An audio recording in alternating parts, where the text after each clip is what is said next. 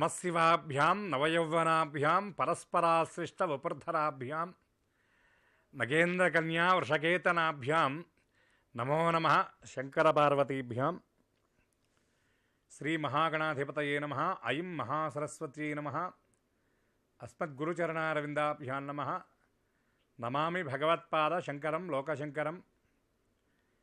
శంకర భగవత్పాదుల వారి జీవిత వైభవ విశేషాలను, అద్వైత సిద్ధాంత ప్రభావాన్ని మనం చెప్పుకుంటూ, శంకరుల వారిని సందర్శించినటువంటి రాజశేఖరుడు అనేటటువంటి రాజు యొక్క ఆ గ్రంథాలని ఆయన అగ్ని ప్రమాదంలో ఆయన కోల్పోతే మళ్ళీ శంకరుల వారు ధారణ చేసినటువంటి ఆ విషయాలను చెబితే అద్భుతంగా లేఖకుల ద్వారా ఆయన ఆ గ్రంథాలని మళ్ళీ సిద్ధం చేసినటువంటి ఆ సంఘటనను మనం చెప్పుకుంటూ, శంకరుల వారు లోగడ రాజు ఇచ్చినటువంటి కానుకల్ని ఎలా జనాలకు వితరణ చేశారనేటటువంటి విషయాన్ని మనం చెప్పుకుంటూ, శంకరుల వారు కనకధారని అంటే బంగారు ఉసిరిబళ్ళ వర్షాన్ని కురిపించినటువంటి ఆ ఇంట్లో ఉన్నటువంటి ఆ స్త్రీ యొక్క దానగుణం గురించి మనం చెప్పుకున్నాం గడిచినటువంటి భాగంలో.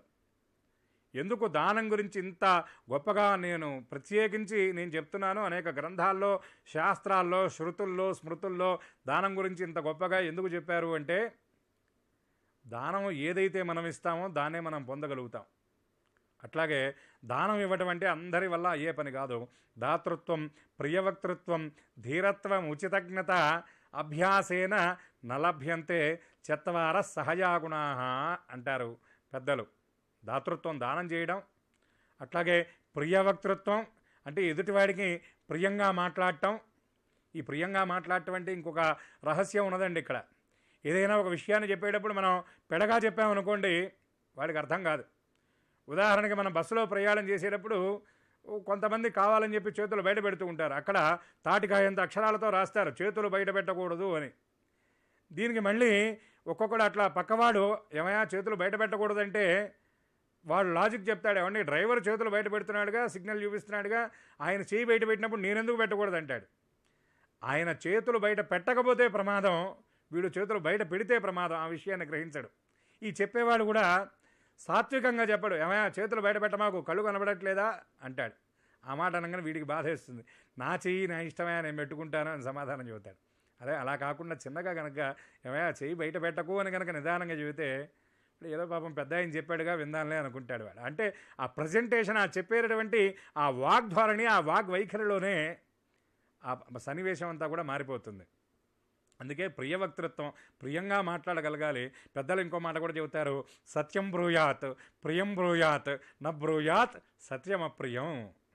ఇక్కడ కొంతమంది చెబుతారు ఎప్పుడూ నిజమునే మాట్లాడాలి, ఇబ్బంది కలిగించేటటువంటి నిజాన్ని చెప్పకూడదు అంటారు. ఇక్కడ ఇబ్బంది కలిగించేటటువంటి నిజాన్ని చెప్పకూడదని కాదు దీని అర్థం. ప్రియం సత్యం అప్రియం, సత్యం బ్రూయాత్ ప్రియం బ్రూయాత్ న బ్రూయాత్ సత్యం అప్రియం అంటే ఇష్టాన్ని కలిగించినటువంటి నిజాన్ని చెప్పొద్దని కాదు అక్కడ అర్థం. ఇబ్బందికరమైనటువంటి వాక్యాన్ని కూడా ప్రియమైనటువంటి ధోరణిలో ఎదుటివాడికి అర్థమయ్యేటటువంటి రీతిలో చక్కగా సున్నితంగా చెప్పాలన్నటువంటి ఆ విషయంగా అర్థంగా మనం గ్రహించాలి. అట్లాగే ప్రియవక్తృత్వం, ధీరత్వం అంటే వెంటనే ఏదో ఇంటి దగ్గర బయట మున్సిపల్ ట్యాప్ దగ్గర గొడవ జరుగుతుంటే వీడు కత్తులు తీసుకునో కర్రలు తీసుకునో బయలుదేరడం, అది కాదండి ధీరత్వం అంటే. అది కాదు ధైర్యం అంటే. ధీరత్వం అంటే ఏమిటి అంటే ఇంద్రియ నిగ్రహం. ఉదాహరణకి వాళ్ళ ఏకాదశి రోజు మనం ఉపవాసం ఉంటున్నాం అనుకుంటే, ఆ ఉపవాసం ఉండే రోజు మన ఎదురుగా కూర్చున్నటువంటి వ్యక్తి మనకు బాగా ప్రియమైనటువంటి గారెలో లేదా జిలేబీనో ఇంకేదో పదార్థాన్ని మన ముందుండి వాడు భుజిస్తూ ఉన్నప్పుడు, అయ్యో వాళ్ళ ఏకాదశి అయిపోయింది, నేను తినలేకపోతున్నాను, ఏమిటో ఈ బాధ అని మనస్సుని బలవంతంగా నిగ్రహించుకోవడం కాకుండా దాని మీద కోరిక కలగకపోవడం, ఆ వాసన వచ్చినప్పటికీ కూడా గారెలేగా రేపు ద్వాదశి రోజున తింటాను కదా, అయినా నేనొక్కడిని తింటాం ఏమిటి, ఈ రోజంతా ఉపవాసం ఉండి ద్వాదశి పాలనలో రేపు విష్ణుమూర్తికి చక్కగా నివేదన చేసిన తర్వాత గారెలు తింటాను, అవి ఇంకా మధురంగా ఉంటాయి అని అట్లా మనస్సుని నిగ్రహించుకోగలగాలి. దీన్ని ఏమంటారంటే ధీరత్వం అంటారు. ఇంకో లక్షణం ఏమిటంటే ఉచితజ్ఞత. ఎక్కడ ఎలా మాట్లాడాలో, ఎక్కడ ఎలా మాట్లాడకూడదో, ఏ వ్యక్తితో ఎలా సంభాషించాలో, ఏ కార్యక్రమాన్ని ఎలా నడిపించాలో, ఈ విచక్షణా జ్ఞానం ఏదైతే ఉన్నదో దీన్నే విచక్షణ, ఈ ఉచితజ్ఞత అని చెప్పనని అంటారు. ఇదే సమయస్ఫూర్తి అని కూడా చెబుతూ ఉంటారు. అటువంటి సమయస్ఫూర్తి ఇవన్నీ కూడా అభ్యాసేన నలభ్యంతే. ఇవి సాధన చేస్తే వచ్చేవి కాదు.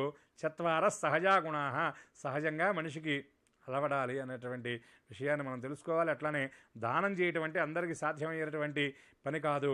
ఎందుకంటే నదేవాంశో దదాద్యన్నం, నా రుద్రో రుద్రమర్చిషి, నా నృషి కురుతే కావ్యం, నా విష్ణు పృథివీపతి అని కూడా శాస్త్రం చెప్తుంది. అంటే భగవంతుడి యొక్క అంశ ఉంటేనే తప్ప ఎదుటివాడికి 4 మెతుకులు పెట్టాలనేటటువంటి భావన రాదట. అట్లాగే మరిన్ని విషయాలను అట్లాగే ఈ ఈ నదేవాంశో దదాద్యన్నం, నా రుద్రో రుద్రమర్చిషి అన్నటువంటి ఈ శ్లోకంలో ఉన్నటువంటి మరింత భావాన్ని కూడా విస్తారంగా రాబోయేటటువంటి భాగాల్లో మనం చెప్పుకుందాం. అప్పటిదాకా ధర్మచింతనతోనే మనం జీవనం చేద్దాం. శంకరుల వారి సాహిత్యంలో ఉన్నటువంటి రహస్యాల్ని తెలుసుకునేటటువంటి ప్రయత్నాన్ని మనం దైనందిన జీవితంలో చేద్దాం. శంకరుల వారు చెప్పినటువంటి స్తోత్రాలు పారాయణ చేసి భగవంతుడి యొక్క ఆ గమ్యాన్ని భగవంతుడిని చేరుకునేటటువంటి మార్గంలో ప్రయాణించేటటువంటి ప్రయత్నం చేద్దాం. నమామి భగవత్పాద శంకరం లోకశంకరం. సర్వే జనాః సుఖినో భవంతు.